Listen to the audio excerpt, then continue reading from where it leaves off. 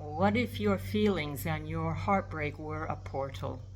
What if the devastation we're witnessing in Gaza, in the earth, and in all our systems isn't the end, but the threshold, and that we are here to answer a call, and certainly not to have history repeat or to bastardize never again? The answer you give need not be polished or heroic, just real, inconvenient, soul-deep, and necessary. It's the one where you say no more, not on my watch, not in my name, not with my tax dollars, my energy, my silence. This is a war on life, a destruction of the feminine domain, the earth, memory, belonging, truth, our bodies, the living library of all that exists in the web of life. The whole destruction has been mirrored for us live in Gaza. Homes, schools, mosques, churches, bakeries, cafes, wedding halls, markets and corner shops, libraries, playgrounds, maternity wards, olive groves, water tanks, books, taxis and bicycles, balconies, cemeteries and mourning tents, erasing and exterminating a living people, living memory, living civilization, the everyday textures of a life, things we take for granted, things that say we were here, I am here, we had dreams, I have dreams, and we lived and I still live. They are still here yet, reminding us, calling to us.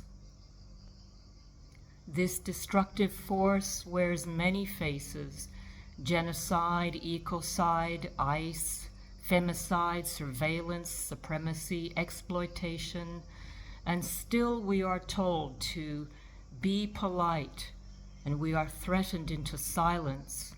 We must ask permission to protest.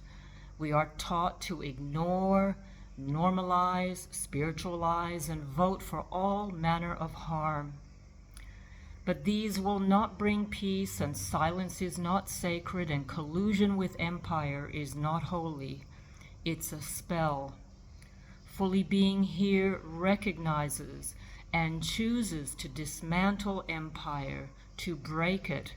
It becomes the choice to fully disrupt the prevailing dominator death program in yourself, your culture, choices, complicity. Not make it okay by swapping out one dominator for another in the next election cycle in a rigged duopoly. It's where rage becomes holy, grief becomes fuel, disruption becomes devotion. It's where on this path you are mentored by life itself, by what is happening.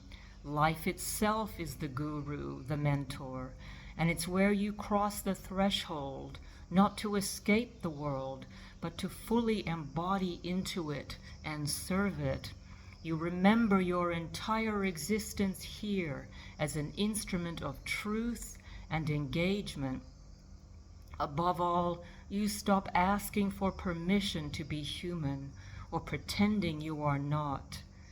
The world doesn't need more good intentions, as valuable as these are. It needs people who can stand in the fire and not look away, who understand that engagement and warriorship aren't aggression, but moral clarity in motion, and a sacred warriorship.